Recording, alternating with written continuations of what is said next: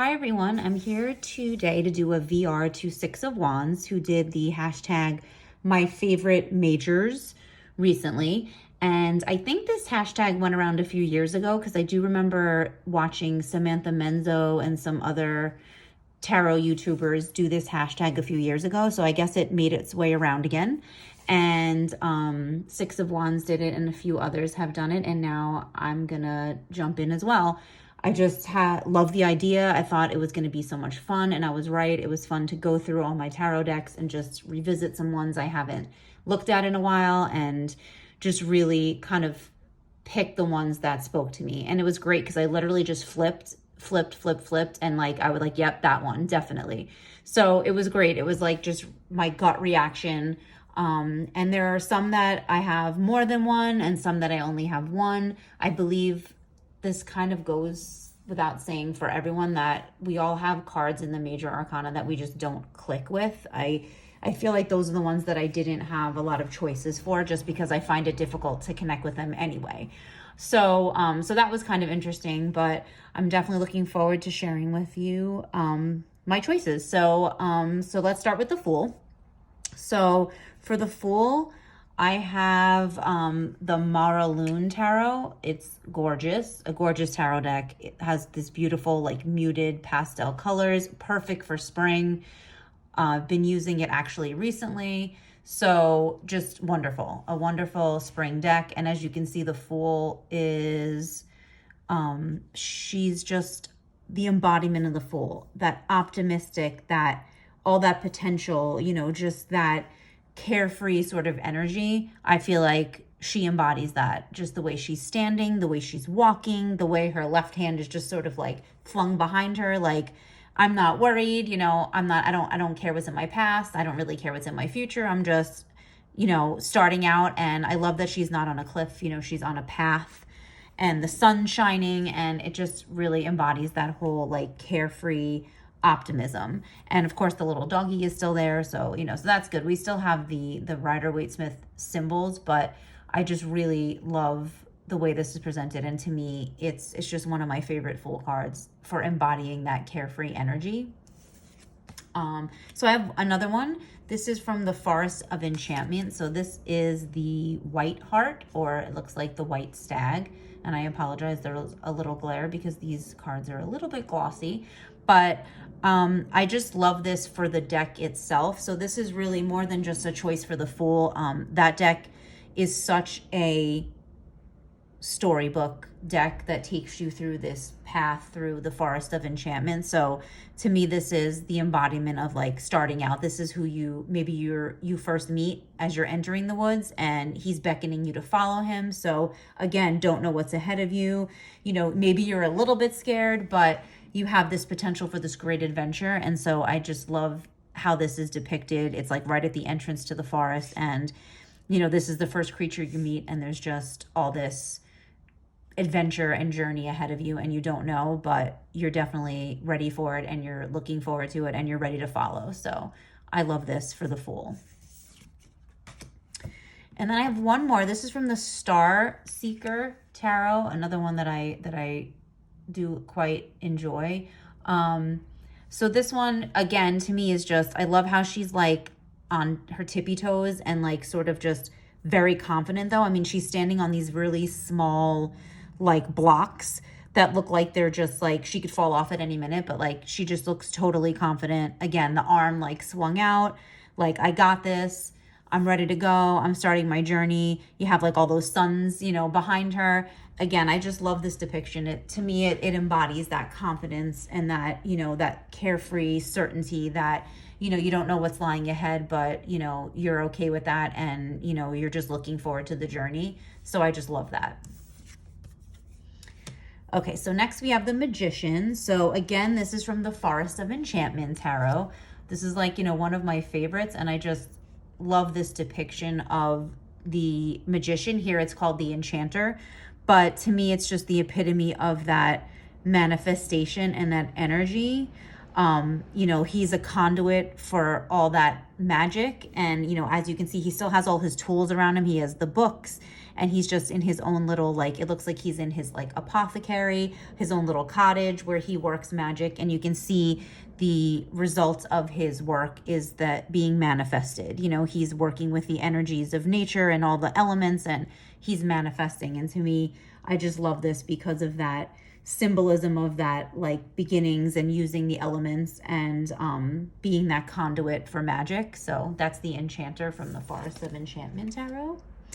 And then we have the Maraloon again. Like I said, I really do love this deck. Have been working with it quite a bit recently, and I like this depiction because typically we see the magician as someone who looks like very confident and very capable and like very like sure about their abilities. And to me, this looks like maybe like a novice. Like, to me, like the little hat he's wearing reminds me of like a novice, or like the ones that they wore in Harry Potter, their first years, those little like conical hats they wore. That's what this reminds me of.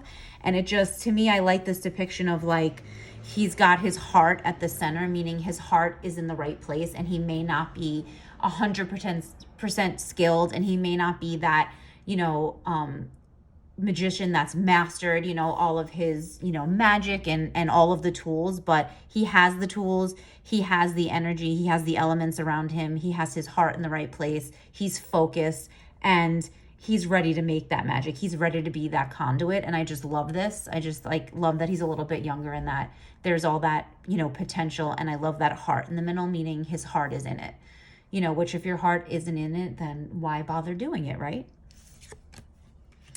So then we have the High Priestess, and this is from the Lonely Dreamer tarot. Again, another one that I have just fallen in love with. This depiction of the High Priestess to me is just gorgeous.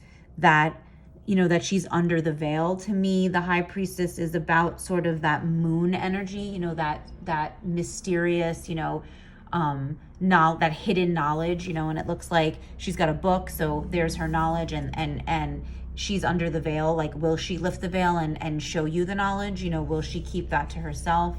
You know, I just feel like it's a beautiful depiction of the High Priestess, and just that energy of the moon, and of sort of that meditative and reflective, you know, inner knowledge, you know, that hidden knowledge. And I love it. I think this is a great depiction of the High Priestess. So next we have the Empress. Empress is from the Maraloon tarot again. I see a pattern forming, but I just do love this deck, and I am definitely one of those people that's not a huge fan of pregnant empresses.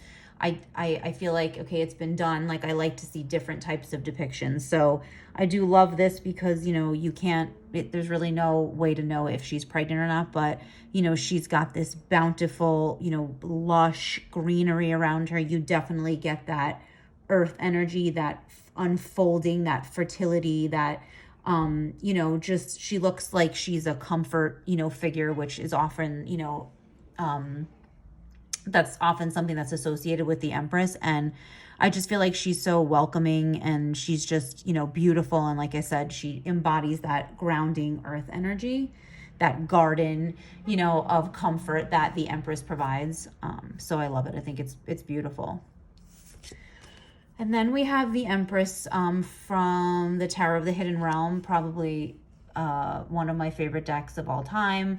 Again, you know, not a pregnant Empress, which I can really appreciate. Just, again, that the apples and that the wheat she's holding, you know, that very earthy, comfortable, mother type, you know, figure energy. I think it's done really well. I just love the look on her face. She just has this serene sort of, you know, that she will comfort you, that she'll welcome you into her, you know, garden of comforts. So again, I just love the depiction. So next we have the Emperor. This is from the Super Lunaris Tarot, and it's amazing. I remember going through this deck when I first got it, and I thought, I love when they kind of switch up the genders, you know, for the different cards. I always like seeing, you know, that happen. And I just love that this is, you know, this badass woman with this look on her face, like, I am the Emperor, you know, like, I you know, I'm in charge of my fate, my destiny, you know, I'm disciplined, you know, I'm a leader. I just get that feeling from her, like that look on her face. And of course, she's supposed to be sitting in the Oval Office, which I think again is just a lovely way to depict this card. And you know, that wisdom, and like I said, just providing that, you know, that disciplined, like that figure that's going to guide you and lead you. I think this is great. It's an amazing depiction, and I love that it's a female. And then we have the Emperor from the Tarot of the Hidden Realm. I do love this. Again, it's, you know, we always associate the Emperor with that father type, you know, father figure, father energy. And I do get this from this card. You know, he's definitely a little bit older. I love that he has like the crow or the raven behind him, you know, kind of, you know, signifying that wisdom, you know, that leadership. He looks very like he's lost in thought, like he's contemplating maybe his next move or what's going to be best for, you know, the people he's serving. So I definitely feel that from this card. I feel like the look on his face, you know, the way he's sitting, the way he's, you know, perched, it shows like someone who's a leader and who's in command and in charge, but also someone who uses their mind and their heart to think things through, to make decisions. So I love that. So next we have the Hierophant, and this is from the Super Lunaris Tarot as well. I just love this depiction because we always see that, you know, the traditional Rider-Waite-Smith has that very like Christian, like Catholic. It always looks like a bishop or a clergyman that's in that, you know, image. And I like that this is, you know, definitely about spirituality and religion and maybe doctrine and how that affects our lives and, you know, societal norms. But this is just a different energy. You know, this is obviously not, you know, a religious figure, a Christian religious figure, you know, so I like kind of bringing in a different religion to kind of showcase that spirituality, and that sort of a card that's typically associated with religion, or like I said, you know, institutions, you know, but I also see it as a card of transformation, and a card of sort of like figuring out what you believe, you know, what your beliefs are. So I do just like the way this is depicted. They kind of look relaxed. They'll look like they'll give you guidance, but they'll also give you space to kind of make up your own mind. So I feel like that's great for this card in the Hierophant, because that's how I read the card, and not so much that Christian, like, you know, clergymen were in church type of energy. So I do like this. So next we have the Lovers, and this is from Tarot of the Abyss. Anatorian is a master and a genius, and so this Lovers card, I always like Lovers card that don't have human figures in them. I don't mind the human figures in Lovers card. I just like when it's depicted as something else. So I see this as balance and harmony. I mean, these trees are literally growing together. Their roots are all entangled. Their roots have grown together. They're crossing each other now.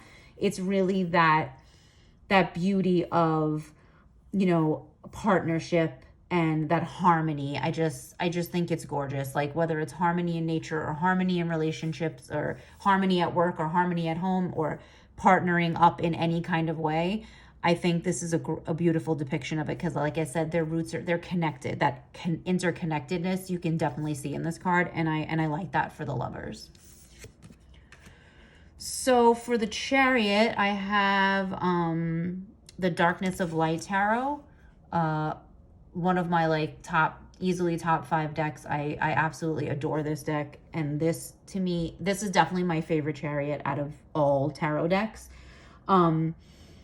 I feel like the confidence, just the taking charge, like the independence, like I feel like she's all of that. She's taking care of her own shit.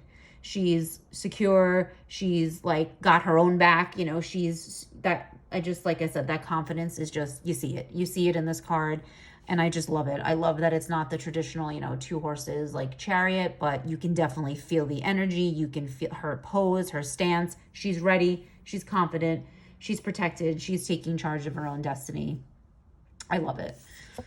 So then we have the Chariot from the Tarot of the Hidden Realm, which is called the Fairy Stallion. Again, just, I love the energy of this card. You know, like the look on her face is like confident, like she's carefree.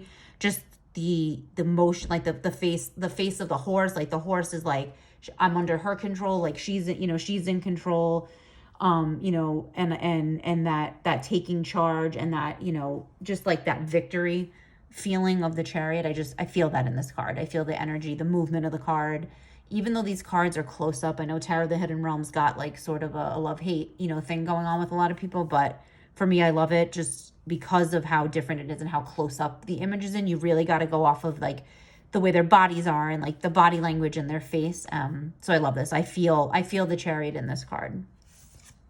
So next we have Strength, which is pretty much my favorite card in the tarot deck and definitely in the Major Arcana. So I feel like I connect with this card a lot. So this is, again, the Darkness of Light. It's amazing. I mean, I don't know how much I can say about that deck, but, you know, again, this fire and earth energy, you get it in here. It's very earthy. Like, to me, she's very primal. Like, she looks very primal to me. She's naked. You know, she just has this look on her face. She's, you know, sitting in, like, on the earth in the grass. But then you get that tiger's, like, mouth open, the lion's mouth open, and, you know, that fire energy. But her hands in the lion's mouth. And she's looking at us like, this lion's not going to bite me. Like, there's no way this lion's going to bite me. Like, I'm in control. And it's really, for me, like, it just sort of embodies that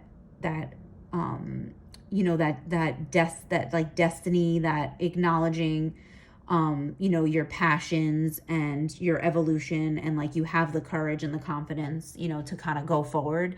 And to me, that's what this card is definitely saying. She's saying, like, I got this, like, I got the lion, I got whatever's coming, like, I'm definitely confident, and I have that courage, you know, and there's no doubt in my mind that I can face whatever's coming.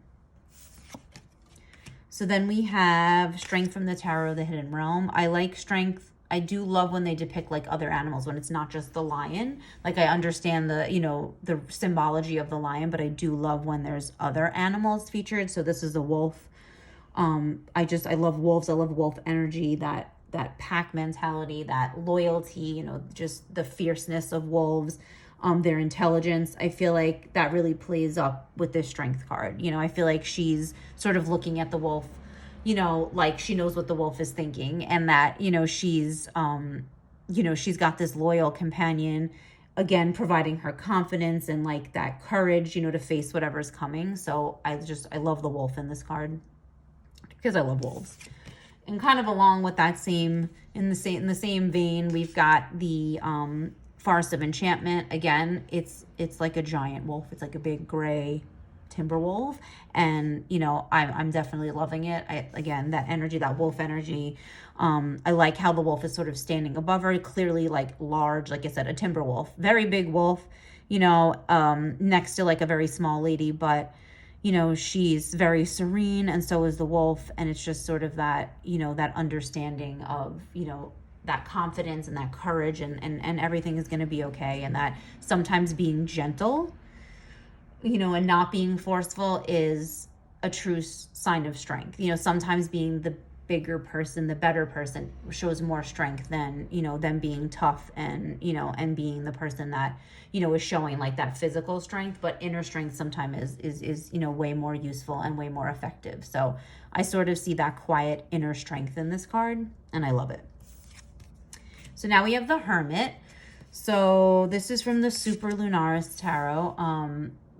I love the Hermit card. Again, I like the gender, you know, I like when they swap the gender, you know, the typical genders we see in these cards in the Major Arcana. So, you know, the Hermit, you know, is all about that, you know, sort of like that air energy, that wisdom, you know, kind of like looking down on a situation. To me, like she's doing yoga, which is very centering. It's, you know, it's that meditative, you know, sort of like isolation and turning inward and self-reflection. So I definitely see that in there with like the candles lit, her pose, her, you know, she's looking to the sky, her head is up. I feel like she's lost in thought. She's breathing, she's reflecting, you know, she's definitely going in herself. And I see Hermit energy in this card, definitely. Sorry, there's a truck passing. Sorry for the noise. So this is the Hermit for the Forest of Enchantment. I mean, it doesn't get any cuter than this. He's a little badger, and, you know, he's in his little like burrow, and he's surrounded by, you know, all of his things, and he's got a warm fire in the hearth. And this to me is just like that perfect depiction of turning inward and study. You know, I feel like he's got his book and he's got papers next to him. He's written things. I feel like he's studying something and then putting it down and giving time to reflect on it and kind of staring at the fire. And I think that's awesome for, you know, for the Hermit energy. Up next, we have the Wheel of Fortune. So I picked the Wheel of Fortune from, this is from the Yudes Tarot. So I had someone actually in our tarot community graciously gift this to me. And I couldn't be more thankful. I was just like thrilled and over the moon. But I do love this because of the figures and that idea that the Wheel of Fortune is always turning. So like that turning point, but at any time you could be on top of the wheel and any time you could be under it getting crushed by it. So like those bodies sort of around, like forming the wheel. I do love that aspect of this card because we know that the Wheel of Fortune turns and it's, you know, it's fate and it's ups and downs and it will keep turning whether you're on top of it or you're underneath it. So I just kind of like that the bodies are forming the wheel and it's just, you know, reminding you that, you know, you could be on top of the wheel and everything could be great and any moment it can turn.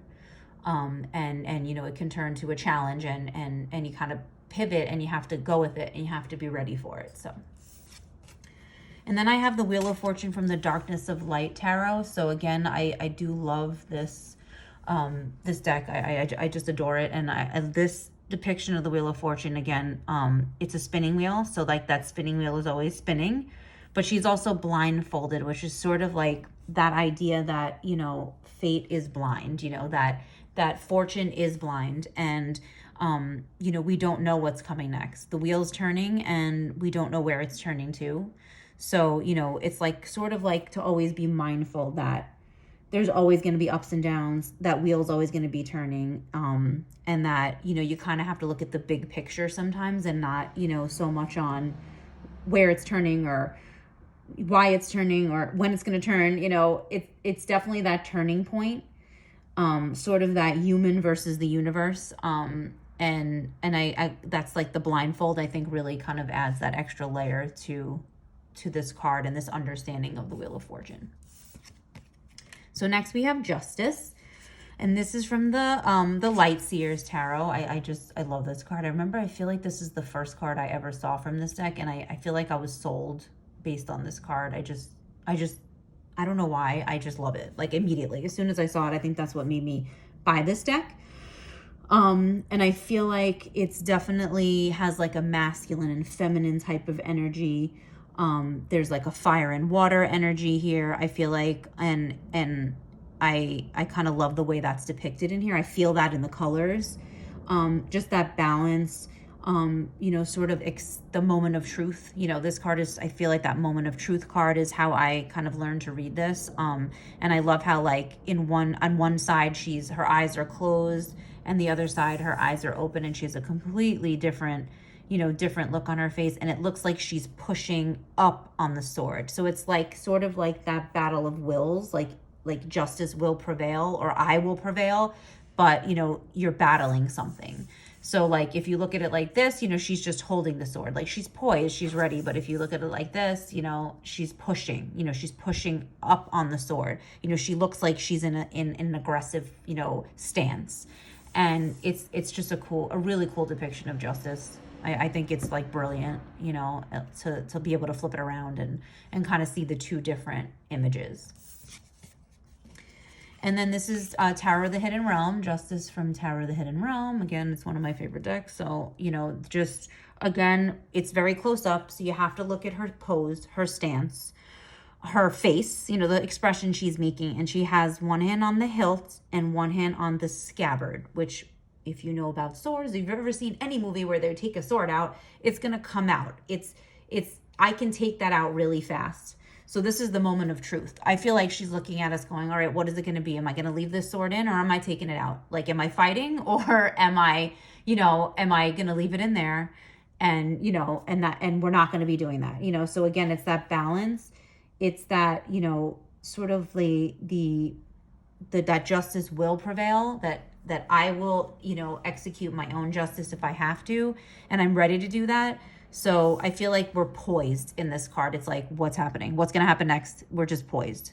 Something just happened and something's about to happen. And in this card, I feel like she's waiting and she's ready. Her hand's on that, ready at any moment to take out that sword and to deal, the blow of justice. So next we have the Hanged Man. So this is from the Lightseers Tarot as well. And I like the Hangman, again, it's not a man, so that's cool. I feel like it's nice when they switch around, the genders, but I feel like the Hanged Man, is always like about that, like, you have no action to take. So like right now she just looks like she's hanging around. Like she's not caught. She can get down. It looks like she's in control, of whatever's happening to her in this situation. So it's like that mindfulness, like, okay, so should I wait for what I want?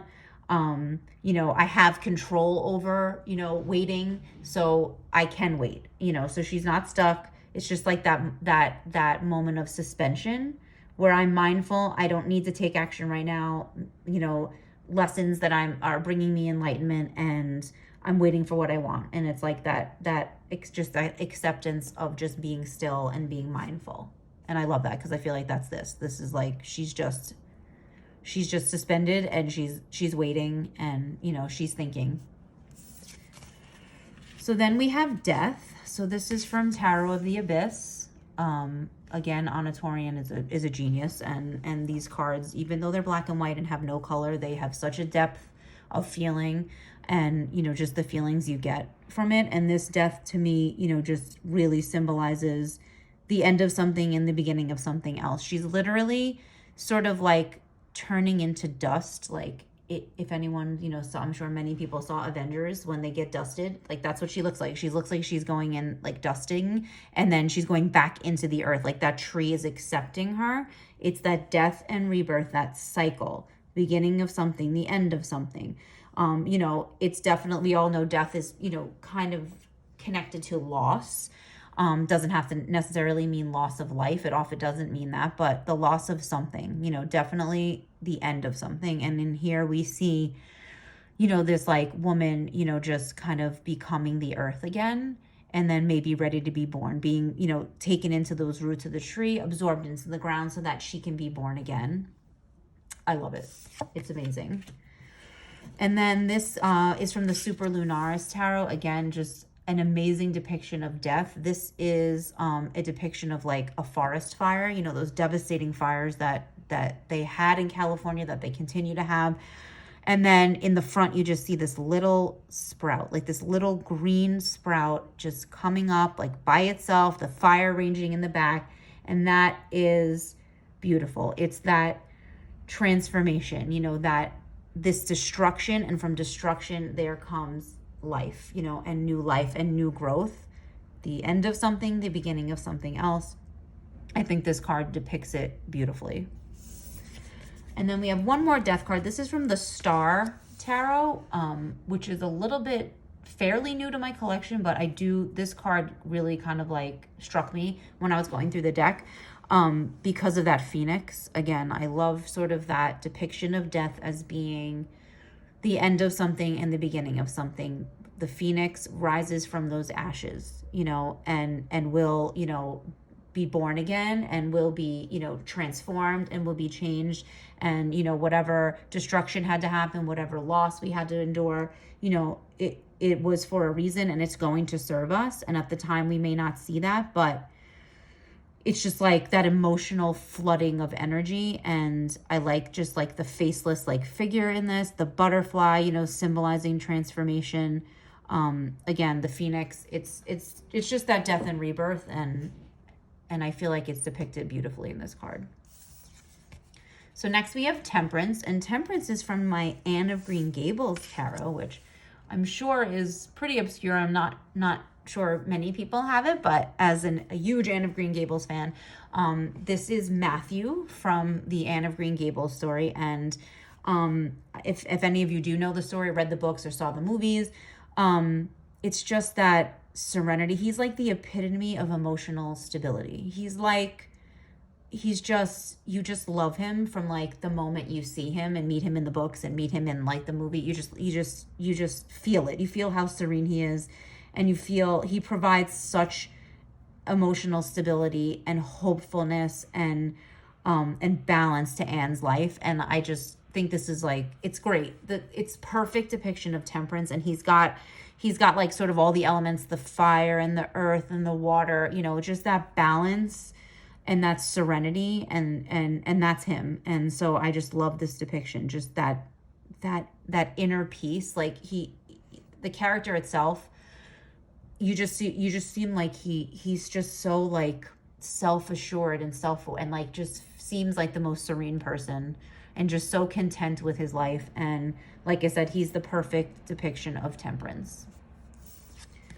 So then we have the Devil, which again, not my favorite. It's a problematic card for me. I don't know. I struggle with this card. I understand the meaning of it, but I very rarely find like depictions of this card that I like. So this is from the Vagabond Wild Tarot. And I mean, it's not my favorite artwork, but I like the depiction of the devil being like masked, or like you could be your own devil. Like basically like you're putting on a mask, like maybe you're not being your true self or true to yourself, or you've changed yourself for someone else. I feel like that's sort of that being stuck and like toxic and like just having like very unhealthy patterns in your life. So I like the depiction of like the devil and the mask. Like maybe we don't know who the devil is. Like, is it me? Am I doing it to myself? Is it someone else that's toxic and I need to get away from?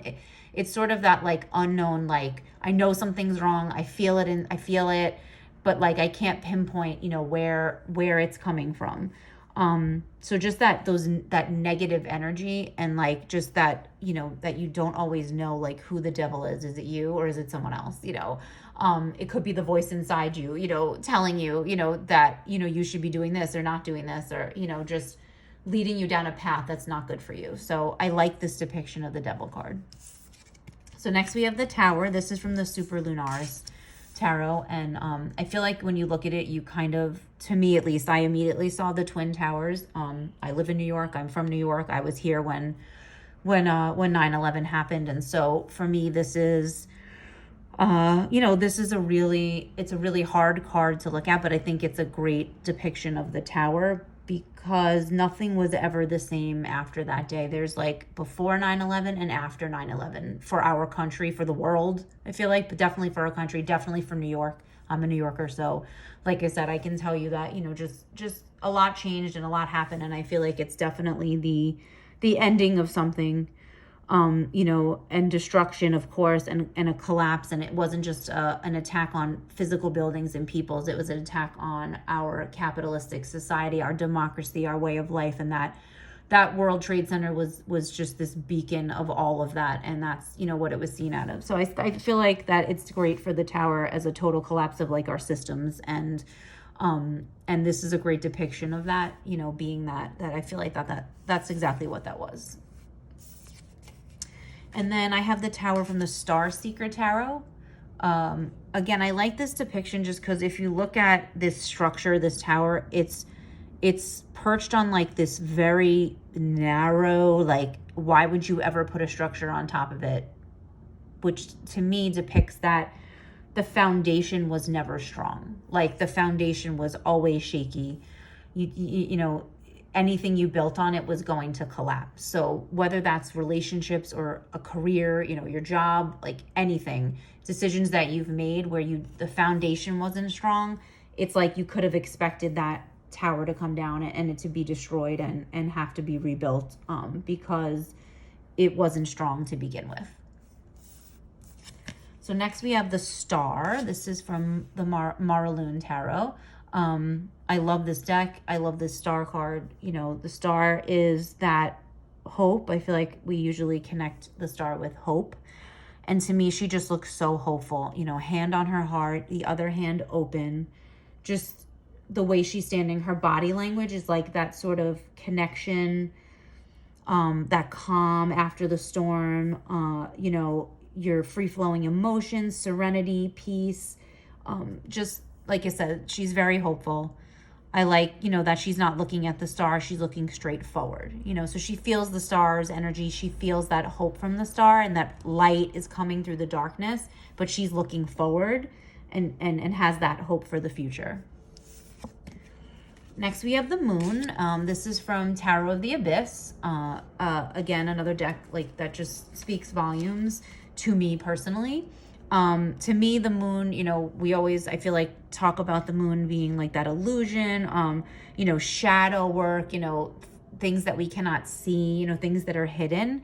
And I kind of like the depiction of this because I feel like there's two figures, right? One figure sort of looking down, hiding their face, like not making eye contact, and the other one's looking directly at, the one who's looking down, and they're both sort of like, both their energies are sort of harnessing the moon. So I feel like it could be like our subconscious, like we're looking at ourselves and trying to figure out, what inner work we need to do, what fears do we need to face, and like, do we need to see things for what they are? So I feel like this is a great depiction of that. There's sort of one that's looking, the other one is not. What am I not seeing? Sort of that inner struggle with us. And then, the moon there that's sort of hiding things, shadow. The moon's creating shadow. And I think this is a beautiful depiction of that. And then we have the moon from the Mara Loon Tarot. Again, we see a pattern forming because I love this deck. And this to me is like, definitely more serene sort of depiction of the moon, but I definitely see this as like, because there's two faces. There's a shadow, there's a grayish moon and the white moon. So there's the bright and the shadow, the light and the dark. And it's what do we need to look for in the dark, that may be helping us. Again, that subconscious energy, that illusions that we may have, just any kind of delusional, thinking that we're going through. I feel like that's what the moon represents. And I love this card for that sort of dual energy. Next, we have the sun. This is from the Vagabond Wild Tarot. And this is just, to me, the epitome of the sun. I mean, the big giant sun, the yellows, the oranges, the reds, the flowers, and then you have a unicorn. So it really just doesn't get any more happier than, a little child with hugging a unicorn. So I do love it just because it's like that pure sun energy, that comfort and success and happiness and sort of that childlike joy. I mean, what child wouldn't want to hug a unicorn? What adult wouldn't want to hug a unicorn? I know I would. So to me, this is great. This is just that great fire energy, that, enlightenment and complete joy. And then we have the sun from the Luna Lapin Tarot. Seriously, like the cutest deck I've ever seen. I'm so happy I have it. Again, this is just the epitome of happiness. It's a bunny frolicking in a field under a giant golden sun. So again, doesn't get much like more pure than this, pure than a bunny frolicking in the field, with a great big sun over it, and just, beautiful blue sky, and just that sense of like victory and success and happiness and comfort and childlike joy. I just love it. It's so cute. So then we have Judgment. Judgment's another card that I struggle with a little bit, just connecting with and the meaning. And when I get it in readings, I struggle. I struggle with this card. But this is from the Light Seers Tarot, and I definitely love this depiction for helping me understand it better, in that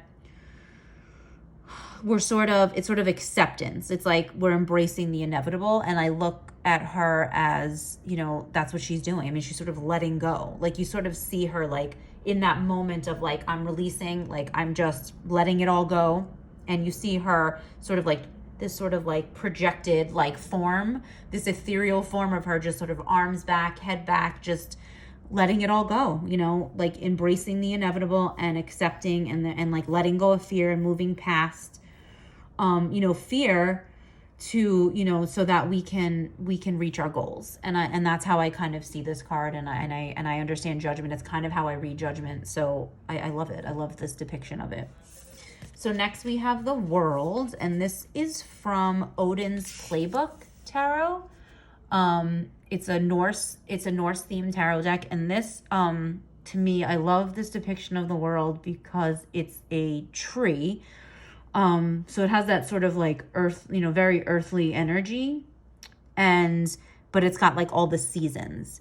So again, that turning of time, you know, that wheel of the year, it's fall, it's, you know, winter, it's spring, it's summer. You see that depicted in this tree, and it's that cycle. So that you know that like you may have, you know, fulfilled a goal, you've achieved something, you're acknowledging that you know, your journey and what the journey you've been on, and taking the lessons and learning what you need, taking what you need from that, but knowing that the wheel always turns and that you're going to, you know, be on a journey again. You're going to be starting a journey, and you may face more challenges, and you're going to take the things that you learned and apply them, but you may face different challenges, and you may need, it's that ending, but that beginning. I feel like the world is like that culmination, but it's also that, you know, acceptance that you're going to be the fool again. You know, the fool is back, absorbed back into the universe and ready to, you know, take on another journey. And then we have the World from the Tarot of the Abyss, again, Anatorian, this magnificent depiction of like I was just saying, that cycle. You know, there's like a little baby that looks like, you know, they're in this infinity symbol, it looks like it's in the womb, it's about to be reborn. We've reached the end of our journey, we've reached fulfillment, but we start again, and we have new journeys to make, and it's a never-ending journey, and life, you know, is a journey. So I feel like this card definitely depicts that sort of like cycle of, you're always going to be learning, you're always going to be facing challenges, you're going to have joy, you're going to have despair, and it's all part of life. And that's what the world, you know, the world is. It's you in the world, and journeying in the world, and it's always going to be a journey. So I love this card. So that's it. Those are my favorite majors. Hopefully you enjoyed it and kind of thought about some of my choices. I know everyone's got a different, you know, feelings about the tarot. And like I said, everyone kind of struggles with certain major arcana cards. And this really kind of helped me like see which ones I always connect with and which ones I'm always like, oh, I don't know. You know, it comes up in a reading and I get scared. I'm like, I don't know what it means. So this was great just to kind of like go through them and get to know decks again, and just think about, you know, what I've, you know, what I've learned from tarot, and what I still have to learn, and where I still struggle. So, and now it's time to take all these cards and put them back in their decks, which should be fun too. So, but hopefully you enjoyed it, and I'll see you in the next video. Thanks.